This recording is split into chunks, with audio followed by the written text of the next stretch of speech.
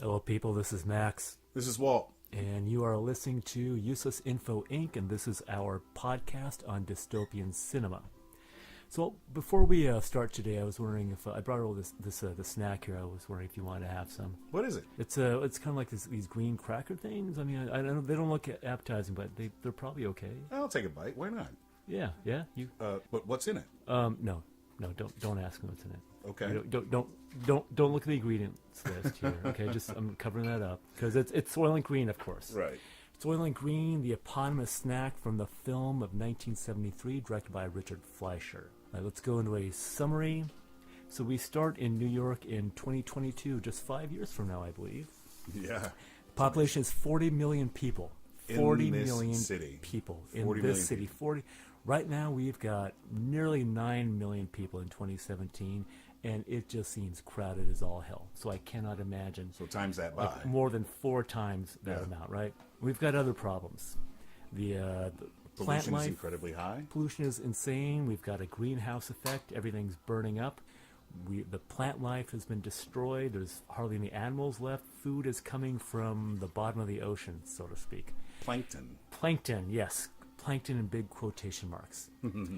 So we've got a tough situation here. And in the midst of this, we meet our protagonist named Detective Thorne, played by Charlton Heston. The legendary. The legend. Charlton Heston. He has a roommate played by the even more legendary Edward G. Edward Robinson. G. Robinson. He plays Saul Rothstein.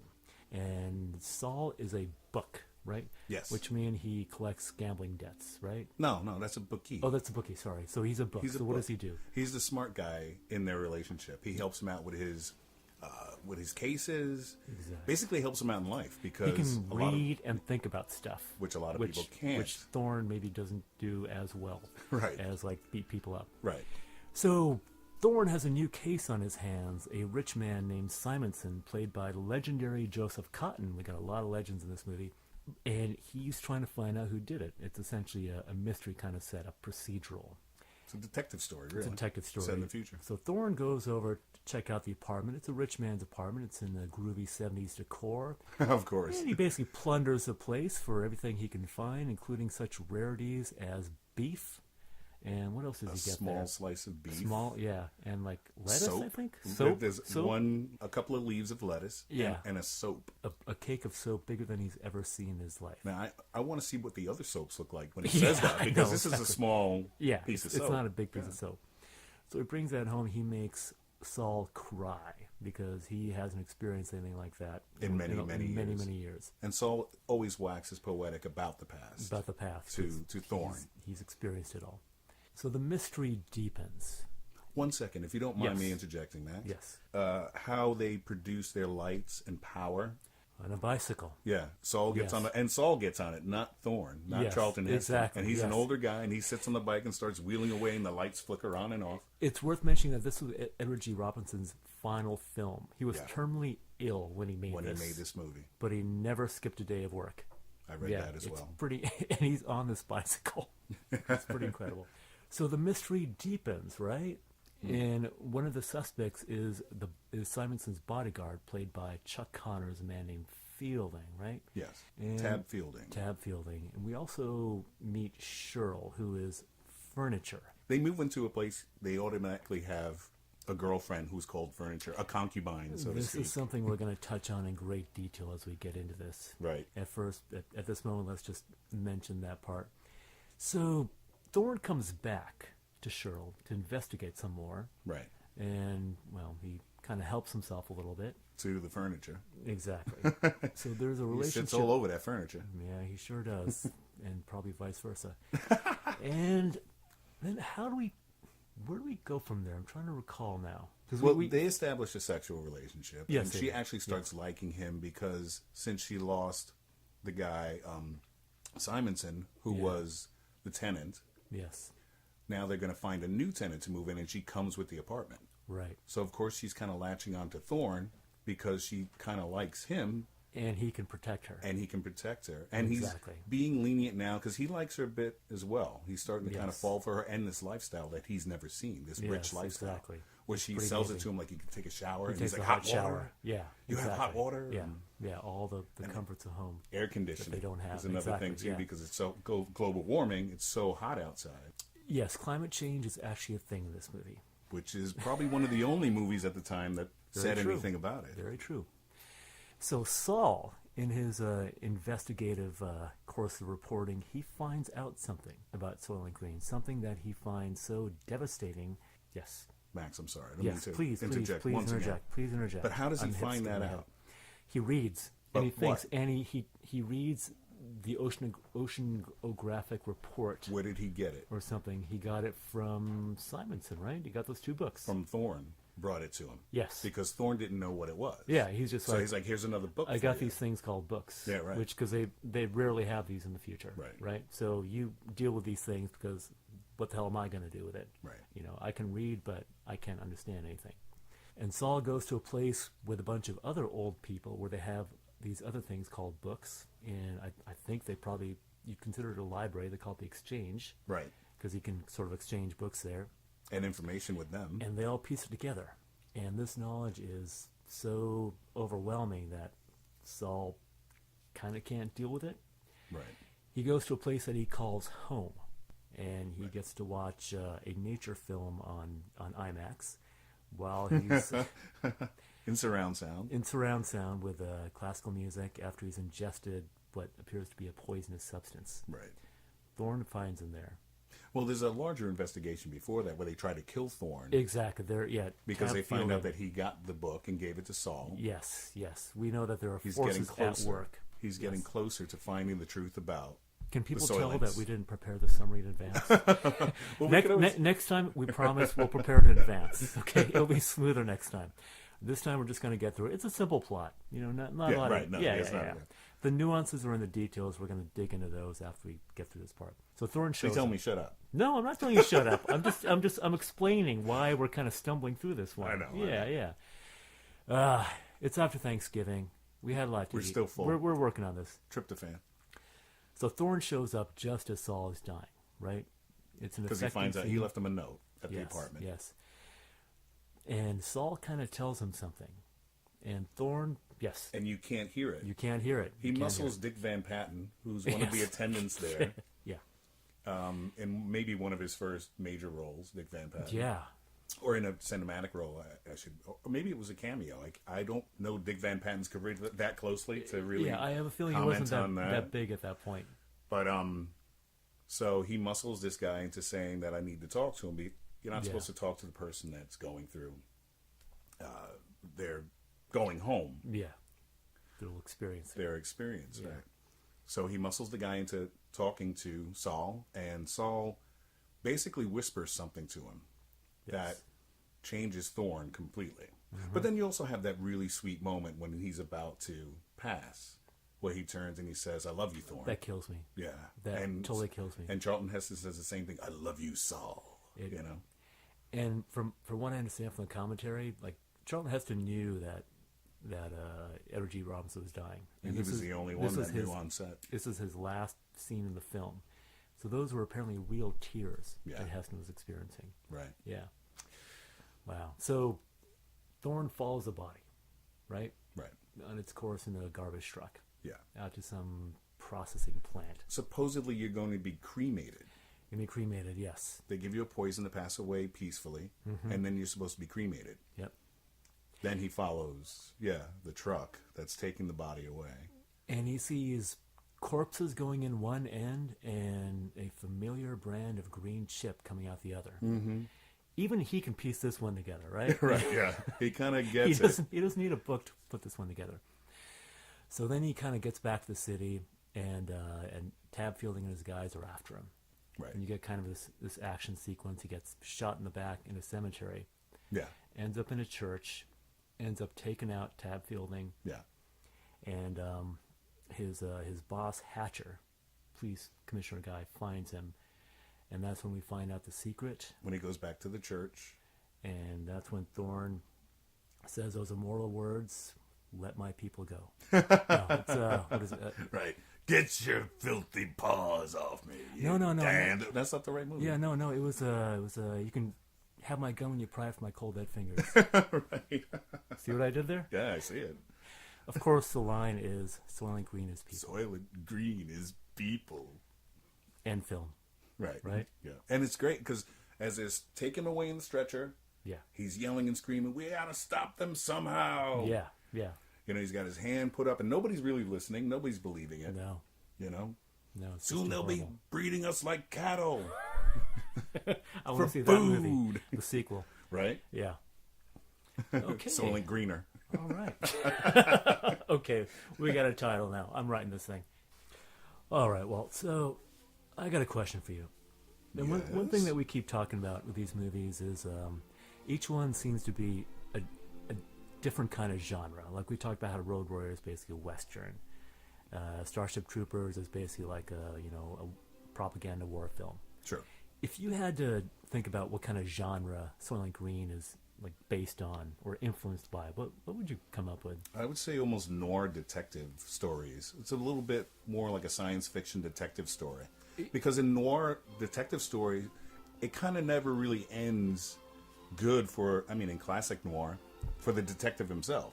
He always winds up really getting caught up in something that he can't handle in one way or the other, and either walks away from it, or somebody, a major character that he's investigating or working for, winds up dead. This is the point where I have to remind people that Walt and I do not discuss these things ahead of time. Because I had the exact same thought that you did. Really? It's like a film noir. Yeah. I mean, not stylistically, but in terms of story. Story, For one yeah. thing, you've got a morally compromised detective, right? True. He's kind of dirty. He's dirty. He's kind of world weary. Yeah. And as he kind He's of got that sweet ascot. well, that's costume design is another thing we have to discuss. Oh my god, the costumes in this. And as he gets into the mystery, it ends up being kind of it's not just a singular murder mystery. There's a larger kind of corruption going on. Like society is rotting at its core. Absolutely. And a lot of film noir stories kind of get at that. And in this movie, we're talking about mass murder for food production. Yeah. For the production of Soylent Green. Mass It's murder. kind of crazy. Yeah. Yeah. And it's interesting. Cause you get the sense that the whole police department is corrupt. Yes. Right? Yeah, even his captain. Yeah, because they're exchanging money. And Yeah. all this, yeah. Yeah.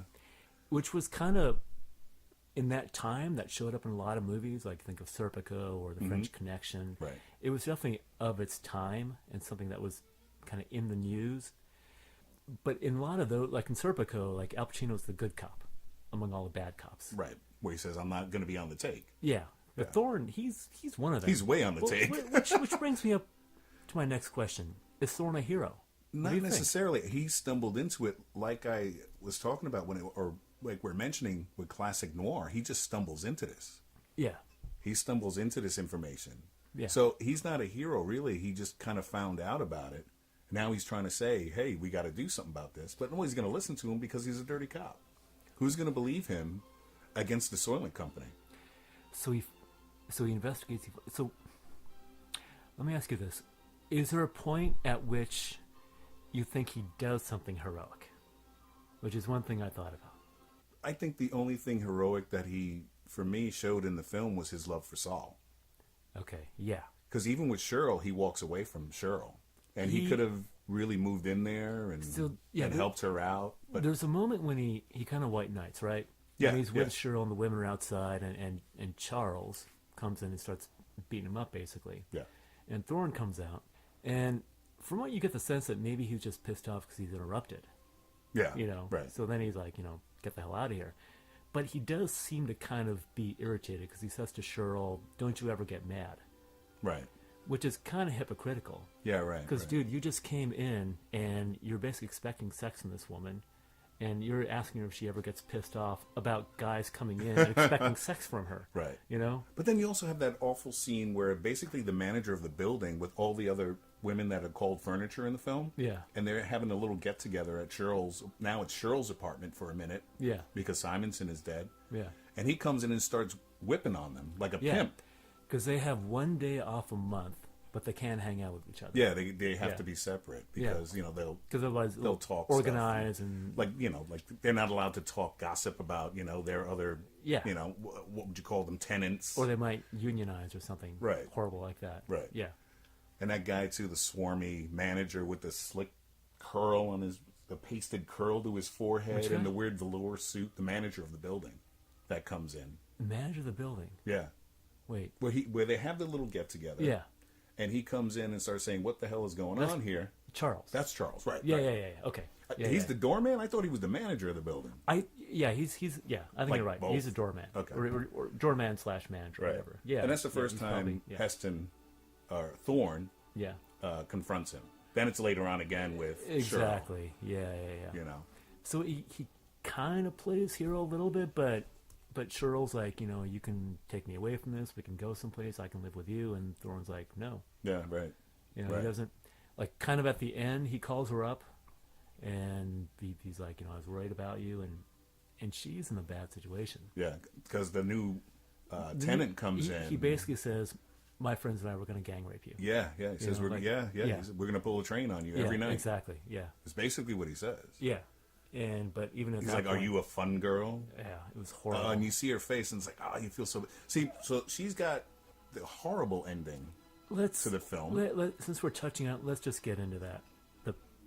The whole idea and problem of furniture in this movie. Mm-hmm.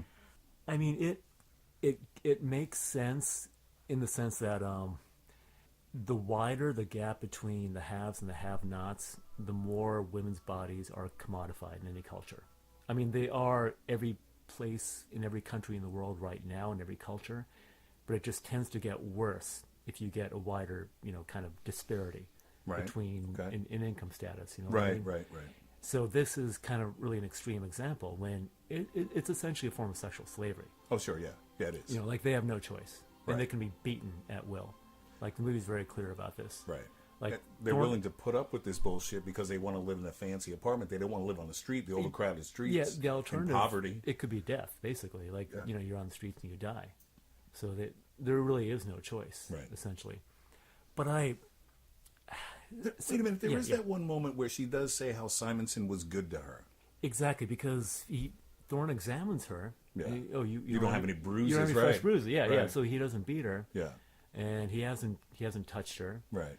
So life with Simonson was relatively okay. Better for her as furniture than other. Yeah, and she's really worried about the next tenant because who knows how he's going to be. So that's the arc with her character to show how the rest of these women living in these situations, what they have to deal with. Yeah.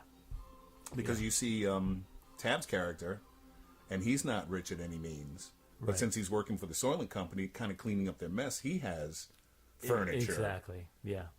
And he's eating He's got a strawberry situation. jam and stuff, which nobody has. Mm-hmm. Yeah.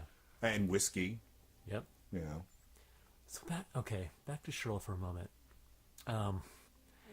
It's one of those things.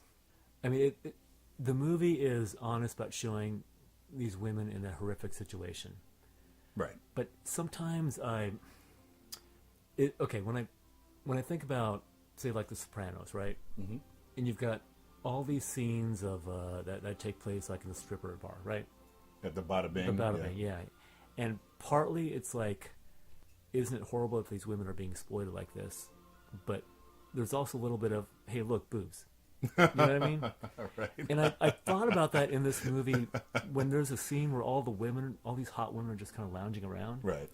It just felt a little bit like, I want to live in that building. yeah, like this is For 5 this seconds. is bad that women are furniture, but isn't it hot looking at all these women like lounging around in furniture? Once again, in films like this, okay, you got all these hot women that are furniture, that are their, concubines and shit. They're all little dried up old men. Yeah. You don't have a guy. I think that's why Cheryl latched on to Charlton Heston. Now, he's no, great looking prize, but he's just a big dude. Yeah. He's a lot bigger than these other guys that wind up having these apartments and furniture and shit like this. You know what I mean? So you're thinking that's why she kind of goes for him? Yeah. Because he comes like over. Like you said, more. He can protect her a little bit more than. Yeah. Because now she's going to be on the outs because Simonson was killed. Yeah. She might be next. Yeah. Because he's saying, "Do you know anything?" Right. It doesn't seem like she does, right? Right. So he comes over. They have sex. Yeah. But it's only afterwards that she seduces him. Right. And she seduces him not with sex, which he can get from her anyway. It's with a hot bath Yeah. a nice breakfast. You know, You have that weird scene in the shower where they're both looking up and he's cackling like a madman. He's like, ha! because this is the best thing ever. Hot water. Like, that's when she tries to draw him in, and that's only after he slaps Charlie around to get out of here. Right. And Right. that's, I think, where we're getting at with the whole protector role. Yeah. Right? Yeah. We're like, that's yeah. where she figured this guy can actually protect me Right. from all these other assholes in the world. Right. So it's kind of a sad relationship. Oh yeah, it is. I mean, because what else does she have? It is. You know, and she says that we find out that at some point she's 21 or 24. Yeah. Both are lies, but Yeah. she says she's been doing it for a long time, which means that she was sold into sexual slavery from when she was young. She was very like young, a teenager, right? Right. I mean, the movie does not hold back at how horrible this whole situation is. Oh yeah. Okay, so that's where Cheryl stands.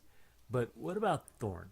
What's he in it for? I mean, do you think that he's genuinely developing some like feelings for her? I think he did for half a second, but he's so removed Yeah.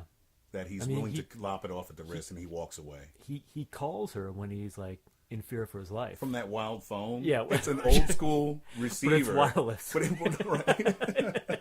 It's a cordless old school phone. Yeah. It's really From funny. the street. Yeah. Yeah. So and it's a police phone. So he does. It's like he needs to know that she's okay. Yeah. And she just says, "Well, I want to be with you." She says, "Well, the new tenant wants me," but she doesn't say the rest of the story, right? Right. And what really, really like she's never quite honest about her situation in some ways, but I think Lee Taylor Young's performance gets it. You know, Yeah. like she has to keep smiling. Yeah. But you just see the pain in there. And a desperation underneath. Yeah, she's really pretty amazing. Yeah. She's really good in it. Yeah, I think so. So Well, she had to bring her A game against all these other actors, like Yeah. Heston and Robinson and Connors. yeah, you exactly. know? Yeah, So, I don't think Thorne actually. Well, okay, so even there's a moment when Fletcher, his boss, says like, "You got to drop the case," right? right. And Thorne says, "No, I'm going through with it," but not because it's the right thing to do. It's because, well, I could lose my job. Right. I'm not going to sign off on this case because I could lose my job. So even then, he's doing the right thing, but not for the right reason, right? Right. It seems like the relationship that's most important to him is the one with Saul. Yes. It's only when he's with Saul, that's when he kind of steps up and kind of does something heroic and decides Yeah. he's got to be the one to bring the truth to the world. Yeah, like I was saying earlier, he's the only one that he professes any real feeling and emotion for. I mean, that scene is just Where he brings all key. the goods home to Saul and says, "Look at this," Yeah. instead of staying with Cheryl. Yeah. And just saying, "Well, screw it, man. I'm not going to go hang out with this old man anymore. I got a hot chick over here. Yeah. I get hot showers." Yeah. But he goes home. Yep. He goes home to Saul and shares everything with him. Yeah. Which isn't a big bounty either. It's not. It's not a lot of booty. No. He had a lot more booty in the apartment, but Yeah. No, that was really, really interesting. mm-hmm. Okay, so one thing I want to touch on is, okay, as we've talked about before, every movie about the future is actually about the present, right? Right. So this is 1973. This is when the environmentalist movement was just kind of first gaining ground, right? Right. In 1968, one of the best sellers of the year was a book called The Population Bomb that basically said, by the 80s, there's going to be too many people in the world. Right. It kind of riffs off that. Riffs off a lot of concerns of the moment. We're not quite in that kind of horrible state yet, but Right. we're kind of getting there. I mean, I think it still sort of functions as a very good cautionary tale. Another thing I wanted to talk about is the world building, which I think is really interesting. You had mentioned the bicycle for electricity. Yes. Because there isn't a lot of electricity around. One line I really liked was somebody says, "across the city line in Philadelphia." Right. Right? Right. Which, okay, so if you don't know the local geography, Philadelphia and New York City are about 2 hours apart, Yeah. by bus. Yeah.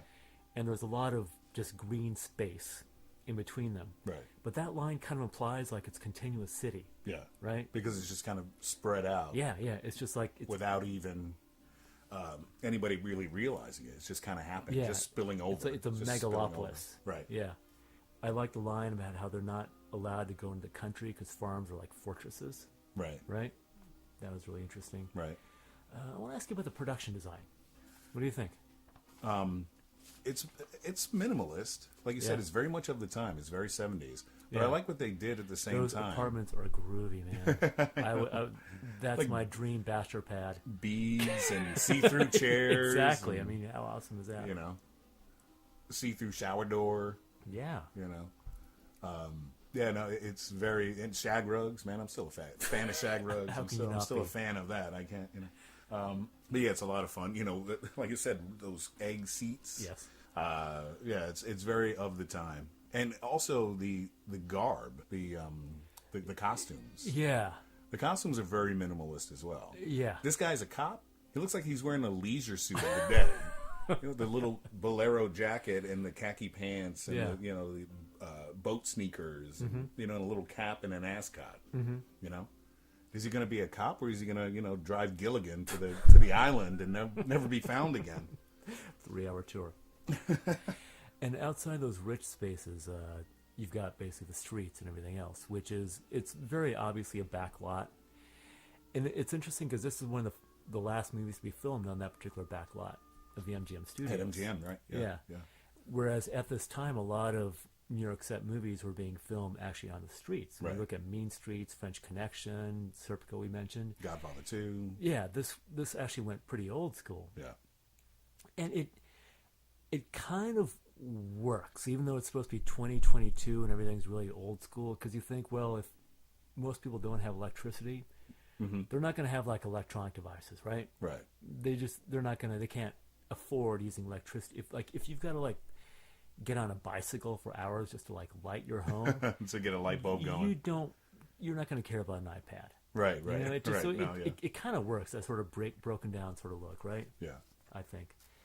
And also how overpopulated, because they were on sets. Yeah. The streets just crowded with people. It's pretty, yeah. And even the building that Thorne lives in, where Yeah. people are sleeping on the steps. And And he has there's to climb over them. And there's a to guy get to with his an apartment. M16, like Yes. guarding his home. Right, yeah, on his floor. Which yeah. is that's an Since he's a interesting cop detail. and he's an important person, so Yeah. to speak, that he's got an armed guard up there. Mm-hmm. Well, he's a cop and he's got a book. So Yeah. they're both important people. Yeah. On a lower level, though, of course. And not like Simonson was. Yeah, they're not. They're the middle class, Yeah, essentially. middle right? class, yeah. right. So it's just basically dirt poor, and then poor middle class, Yeah. which is kind of true now. And then there's just the upper Exactly. upper echelon of people that are, 1%, which is probably like 1%. 0.01% at this point. So this is also kind of shown in this movie, Yeah. way before its time. Yep. Yeah. All right, I'm gonna provoke you right now. Okay, Yeah. on tape. I know we should get a room. Why is it so horrible that they're making Soylent Green out of people? Hear me out on this, okay? Okay, all right. It's this little cracker thing, right? Right. It probably doesn't taste like meat. It's like it's so processed that there's no like it's not like you're biting into like a person's leg or something. You know, Right. it's just like it's so far removed from that original source that, well, why not? I mean, you got plenty of people around. You don't have a lot of anything else. Right. Would you go for it? Would you eat that? If I was living in this society, yeah, I would have to. There would be no other recourse. But it seems to me in the movie that they have Soylent Green, they have Soylent Red, Soylent Blue. Now, Soylent Blue and Red were the precursors to Green. Yeah, and there's Soylent Red buns, right? Yeah, and the It's kind buns. of this weird Yeah. bread thing. Yeah, But it's funny how people go crazier over Green, yeah, and there's even more of a shortage when they're giving them out for free in the streets. yeah, The Soylent Green to people. yeah, There's a thing there. yeah. That people start freaking out and rioting when Yeah. Soylent Green is out. They don't want red. They don't want blue. They want green. Why is that? Because it's closer to the carnivore diet, so to speak, for whatever reason. So you're saying that maybe it doesn't taste like meat? So maybe there's some remnant there. There's got to some be weird, if people are interesting- going that nuts over it. Yeah. You know, they're supposed to be higher in protein. Now we know why. Yeah. Because you're using humans to make the fucking shit, you know, to make the cracker. You know, there's And something, it comes in a cracker. See, that's Yeah, the other yeah. thing. In the book or the novella, Make More Room, Make Make room. Room. Yeah, Harry Harrison. It's Soylent Steaks, Yeah. which is closer. Have you read the book? No, I haven't. Okay. I haven't. I But haven't I either. read about it. Yes. Now I want to yes. read it. Yeah. So it's more interesting, and I guess maybe to make it more of a mystery in the film, they changed it to a cracker. Because if it's steak, you can kind of figure that out faster. Yeah. That maybe it's people. Mm-hmm. But if everybody's reduced down into this mush and then made into little tiny tiles, it's harder to figure out. It's a weird, like, the actual crackers themselves, it's kind of weird how they are in the movie. Like, I can understand you want to make them unappetizing, but when you hear them, like, clattering together, they sound like plastic. Chips. They sound like the poker chips. And they're made out of, they're wood chips. Like, Yeah. that's the actual thing Right. that they use. They sound, like, inedible. Yeah. Like, which I don't quite get. Like, you'd think you'd make them look like green Ritz crackers or something like that. Something more appetizing. It was a weird little production design thing. Right. That I don't know if it quite worked. Well, sometimes you see that in science fiction films all the time. Yeah. Where you look at what the person's eating and it's like some mush, some space mush, where they open up what looks like a Swanson TV dinner. Oh, like 2001: A Space Odyssey. Exactly, and yeah. it's all like this goop that they're just eating. Yeah. You know, it all just looks like mashed potatoes colored different colors. Yeah. Okay, so one thing I wanted to talk about, there's some interesting religious imagery in this movie Right. that I kind of picked up on. There's a thread here. Okay, early on, when Thorne leaves, Saul says to him, "Vaya con Dios," right? And he explains that for those people who don't know Spanish. Go with God. Go with God, yeah. And then Simonson tells his killer that the murder is necessary to God. What is that about? What do you think? The killer is necessary to God. That the killing, that his murder is necessary for God. It's necessary for Yeah, God. yeah. Because Simonson, right? Simon Gotcha. says this is necessary, and the killer says to whom? And Simonson says to God. Why? What does that mean? Obviously, not obviously. He's feeling incredibly guilty Okay. about what he's done with the Soylent Company. Okay. That's what I So the sense is guess. that Actually, I guess. he thinks that he needs to be killed. Who knows if he started the idea? Because that's never touched on either. Does he feel he needs to be killed because he has participated in this thing, or does he need to be killed because he's at risk of exposing it? Good question. And that's Good the question. thing I keep bouncing back and forth from. I see that. I see know what I why mean? you would. Right? Yeah, I see why you would go back and forth on that. Yeah. Now it's like you're saying, like we're saying, it could be either he's incredibly guilty about it because he started the whole idea. Yeah. Hey, well, we got a bunch of dead people. Yeah. Let's make some crackers. Mm-hmm. You know, on the other side, like you're saying, you know, like you just said, I mean, there's a reason they killed him. right? Because they thought he was a risk. Because he was gonna, like you were saying, Yeah, he was he's gonna gonna expose expose. it. Yeah, yeah. He was gonna expose the whole thing. Now, and that would drive, like it drove Thorne crazy, Yeah. like it drove the priest crazy in the parish. That's another really interesting thing in terms of religious imagery. The priest right? could not take it anymore. So the priest. Well, one thing knowledge. I think it's interesting that the priest he's not committed to saving souls or anything. His whole thing is finding space, right? I have to make more Like space. that's what he's reduced to. If you need space, I have space. I can make space. And his name is Paul, who of course was the apostle in the Bible who kind of saw the light. And he finds out the truth from Simonson. So Because he confessed to him. he gets the knowledge, but it's too much for him. Now Saul, we find out it's not Saul, it's Sol, named SOL. after Solomon, Solomon, yeah. the wise king from the Old Testament, who also he gets the wisdom, Right. but he cannot take it either. Yeah. It's like in this world, they get the truth, but the truth is a horrible kind of thing, right? Too much to bear. Exactly. And when Saul enters the home, the IMAX theater, the two people waiting for him, they look like pagan priests, like around an altar. Right. You know? It's like they're ushering him into this new sort of, like into the next world or something. Yeah. Like there's all this stuff going on, and I kind of wonder if, and let's face it, Soylent Green is a cracker. It's almost like the host, right? Right. Not the body of Christ. It's like it's actual people. Right. It's almost like this Dante-esque, like inverted hell world. Right, right. You know what I mean? Right. Like I wonder if like, that's all like contributing to this. It's just really That's a great way to put it, you know. I never really looked at it that way, but and I was seeing more the political, social. That that is there, but the religious connotation I never thought about. Yeah, there are deliberate little references. Yeah. That I think add up to something. And Thorne gets shot in the back in a cemetery. Right. And we know there are very few cemeteries left because right. people being turned into like Soylent Green.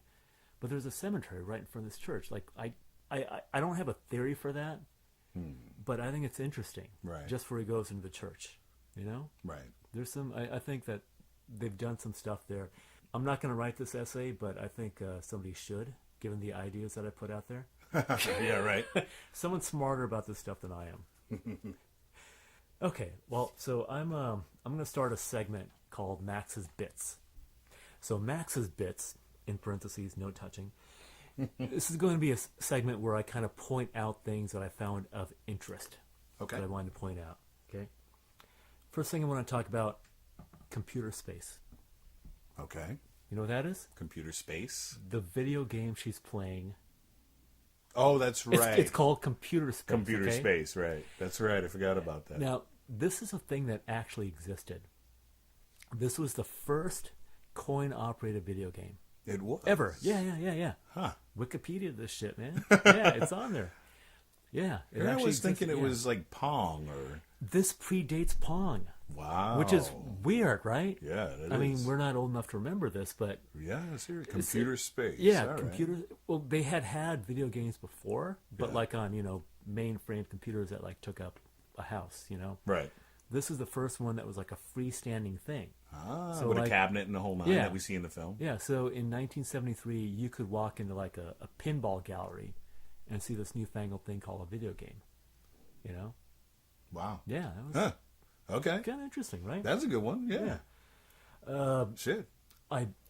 Okay, so when he's seeing those images, like all the nature imagery, there's one scene of like a beach with like water washing up on it, and every time I see that, it reminds me of the last shot in Planet of the Apes. Right? Because there's like this cliff, and you're kind of looking down. Right. And I always wonder if that's like a deliberate reference or something. Could be. But I always think about that. Could be. And 9 times out of 10, they did use little bits of stock footage from other films. Yeah. Especially if the budget was lower. Yeah. Back then. Yeah. And MGM did have Planet. Mm-hmm. It's true. Well, you're right. Yeah. Could be. And speaking of that whole scene, I think it's a good thing that Saul liked classical music. Because if he had chosen like old school funk, right, it would have played out way, way differently, right? Exactly. I think he was playing some P-Funk. He's, I'm going in, I'm going home, We got the funk. Mothership. Right. And for some reason, his favorite color is an important thing. Yeah. Orange. Yeah. Because you want to choose what color you see when you're dying. Yeah, I know, right? And that's the one thing that Dick Van Patten talks to him about. Oh, so I hear you like orange. Yeah. Because that's... What else is he going to say? He's taking a guy to his deathbed. Yeah, you're going to die, so my only human connection with you is like, oh, maybe you like orange? Well, I kind of like orange too. Right. Orange is cool, but I'm more of a fan of red orange. I don't know, man. Yeah. What are you going to say to a guy that's going to, Exactly. Orange is cool, man. I want to mention the freeze frame at the end with his bloodied arm.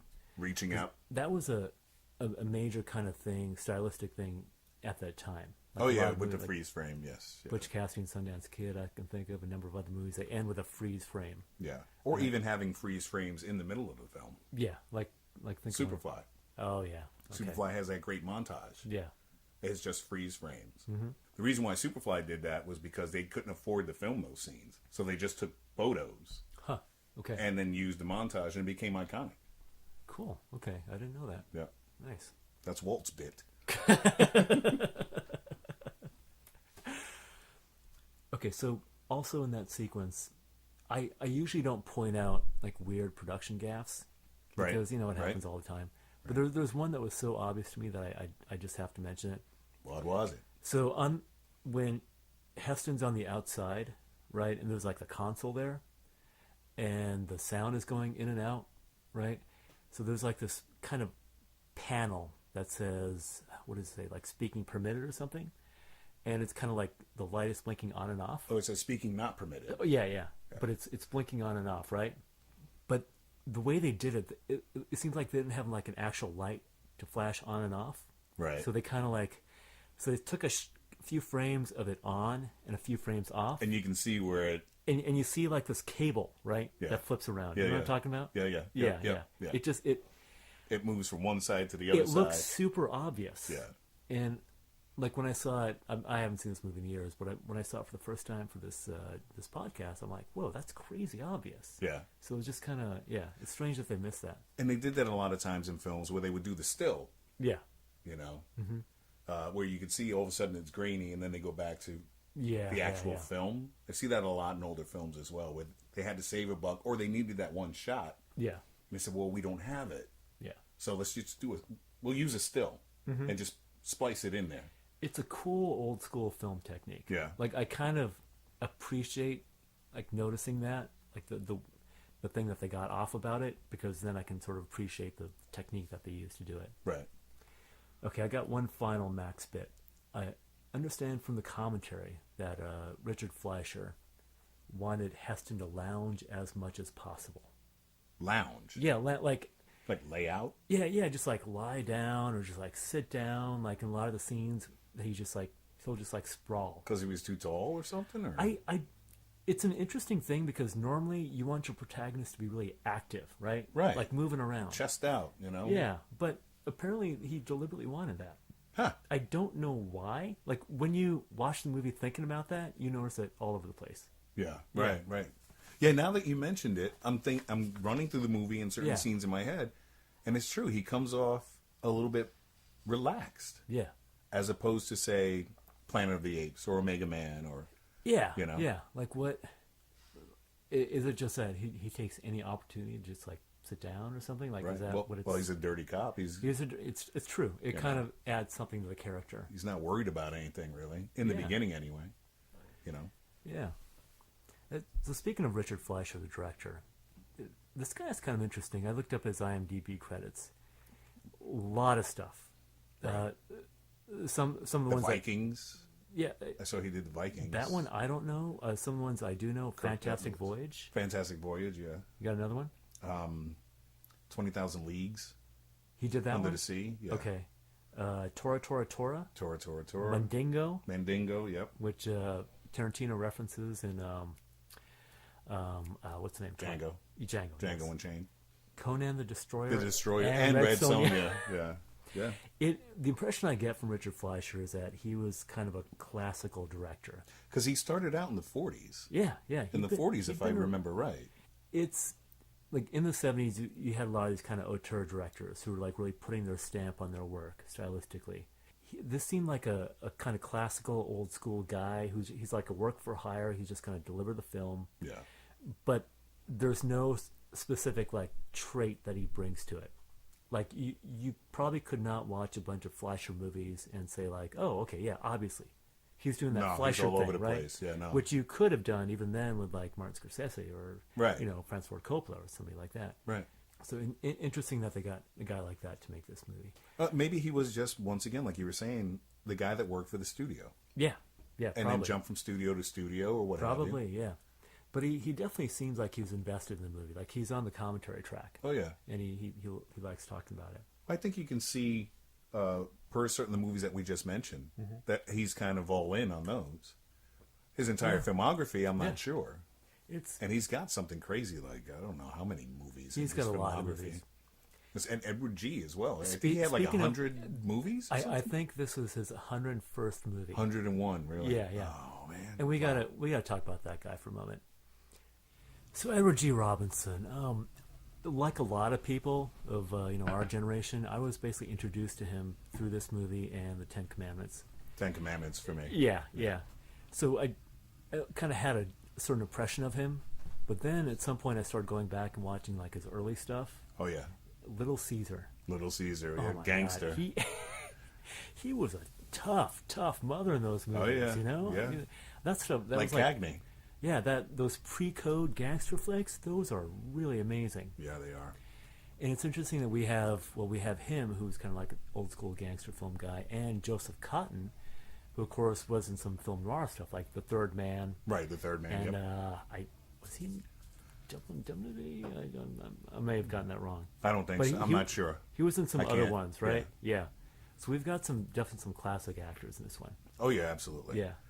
But he turns it. I think Edward G. Robinson anchors this movie. He was so good in this. Oh yeah. Yeah, And he for his delivered. final performance. It's And it's really amazing. It's sad when you see him die in the film, because you know that That he died very shortly after the film was finished. Before Yeah. I think he even died before it hit theaters. yeah. Which is amazing. And like you had said earlier, that Mm-hmm. Heston actually was shedding tears because I think he was the only one that knew. Yeah, and I got to tell you, when I watched it this time, and because it's been a while since I watched it. Yeah, yeah. When he says "I love you, Thorne," oh my god, Yeah, it breaks you up. I totally lost it. It breaks you Yeah, up. it was incredible. To this day, I get a little sniffly and I got to hide it. I know. You yeah. well up a little. It's like a kind of like what we were talking about with The Road Warrior, a really tough movie, a horrible world, all sorts of depressing things going on with a really like humanist core. You Right, know? yeah. And he is the soul of this movie. Oh, yeah. Edward G. Robinson. He's the one who kind of turns Thorne around, brings him back to kind of the human side in a way. But now he's driven mad with this knowledge. Yeah, yeah. So Yeah. how human can he be knowing what he knows about Soylent Green now Well, and going forward? when his kind of moral center dies, what has he got? Yeah. It's tough. Yeah. It's a tough movie. I remember the first time I saw this movie, I was in my sophomore year of high school. Okay. And I had this great English teacher that every Friday she would tell us to review a movie for Monday. That you had the weekend to watch a movie, and she would suggest these movies that were on PBS. Because back then you only had 4 channels. Yeah, of course. 4 or 5 channels, whatever it was.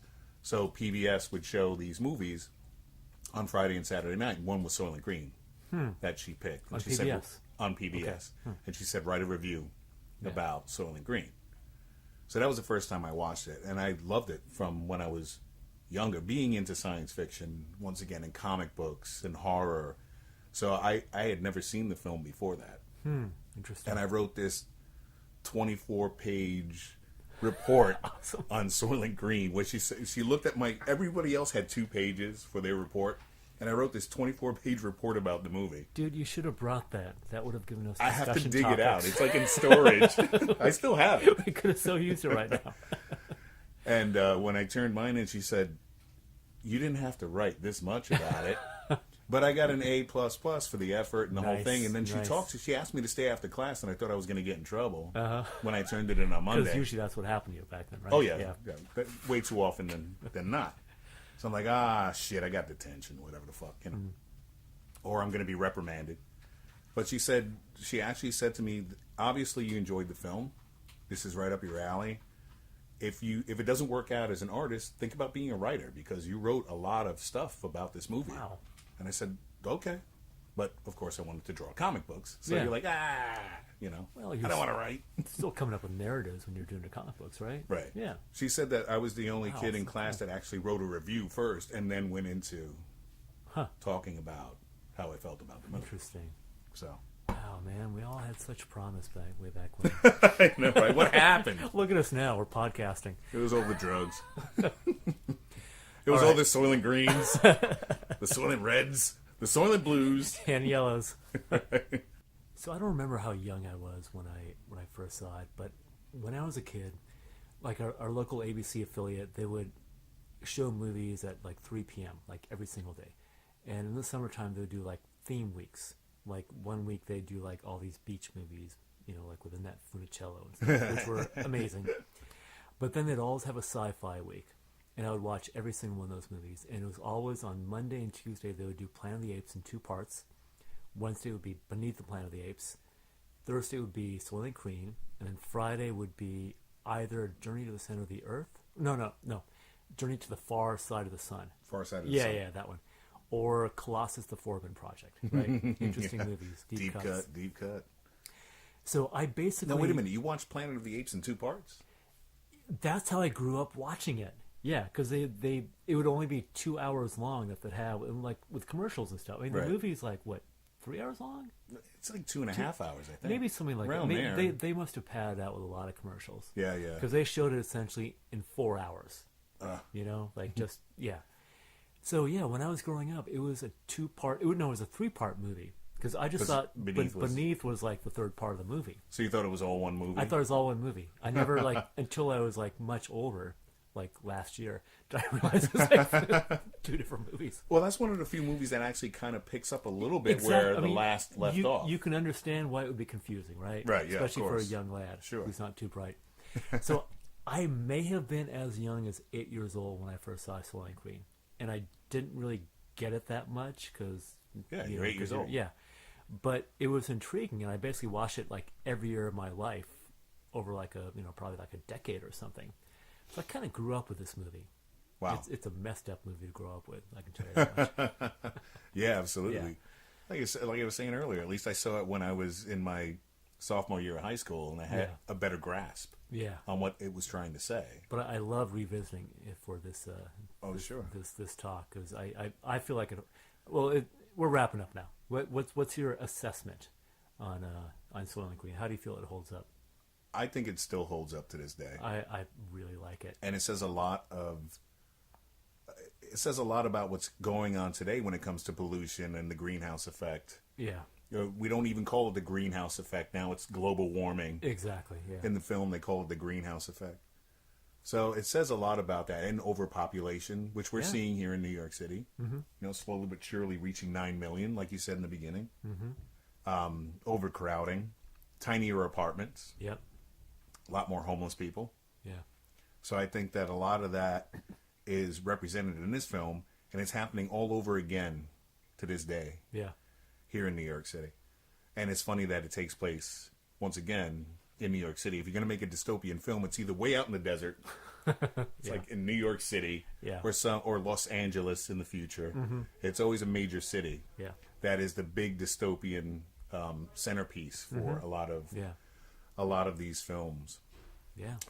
But once again, Max, what is the suck factor of Soylent Green? How high is the suck factor? It kind of sucks pretty bad. I mean, if you're a regular person, you're like sleeping on a stairwell. Like that's your entire or if you're lucky, you've got a car to crash out in. I mean, it's really, really bad. Right. Yeah, and you're eating people. Yeah. Right. So and you're going to be eaten. It's eventually. It's really, really horrible. You're gonna be ground down into green cracker. There's no hope in this movie. No, there isn't. It's depressing as all hell. And they even do back then. It's the old school effect for the smog, the yellow filter. That's one thing. Yeah. Apparently, it was like a post-process effect, right? Yeah. They just kind of made it yellowish afterwards. Yeah. Yeah. But it's kind of effective because it just looks like ugly and grimy and just disgusting. You feel like this movie, if you were living there, there's just this stink everywhere. Yeah. Mm-hmm. A mixture of just dead people and body sweat odor and just doo-doo. Like worse than New York right now. Well, it's New York in the 70s. Yeah. Okay, so the suck factor is very high. We got to come up with a gauge, maybe. We got yeah. So it's like from 1 to 10. We're working this out as we go along, obviously. Right. Yeah, introducing segments, coming up with scales. Yeah, we'll come up with something. So yeah, I don't know. Just to start that off real quick, I'd say the suck factor in this has got to be at least a 9.5. In scale is 1 to 10. Yeah. Okay. 9.5. That's okay. So, let's set the limits of the scale, right? So, what is going to be at 10? Is 10 like the worst suck factor complete destruction or what? Yeah, where there's no hope or no surviving this for a long period of time whatsoever. Which is, give me an example for like a movie. Ooh, we got to establish. I guess since we did Road Warrior, that it's very high that everybody's going to die at an early age in that film. So Road Warrior is like a 10. Like a 10. Okay. Yeah. And at 1 would be like just kind of mild. Or something mildly sucky, yeah. A 1. If we're doing dystopian, I don't know if it's going to be a 1. Yeah, well, I mean, it's like the future is going to be kind of bad, but not unlivable. Right. Well, we can establish that yeah. scale at some point. Okay, I see. 9.5 is good. I can 9.5. feel I would go with that. Yeah. Okay, so one last piece of business. We need to select our next dystopian film in this series. Walt, do you have a coin? Yes, we do. And whose turn is it to flip it? Is it your turn? Yeah, I think you. Yeah, because you picked okay. Soylent. So you, right. you flip. Okay. All right, here we go. Heads. That doesn't count. Sorry. Okay. Landed sideways. Okay. Tails. Tails it is. So I get to choose. Yep. All right, we've had some downbeat movies. I want something maybe a little bit funner. Logan's Run. Okay. Yeah? I think that's a great choice. Okay. I think that's a great choice. It's a little more lighthearted. Yeah. I think it's Yeah. as dystopian films go. I think that's a good follow-up to Soylent, too. Okay. That's a good follow-up. Yeah. All right, we're doing that Excellent. next time. All right, people, thanks again for listening in on Useless Info Inc.'s Dystopian Cinema Series podcast. I'm Walt. I am Max. Check us out. Leave comments. Listen to us. Let us know you're out there. And remember, the future sucks. The future does suck. Sucks hard. We'll see you later.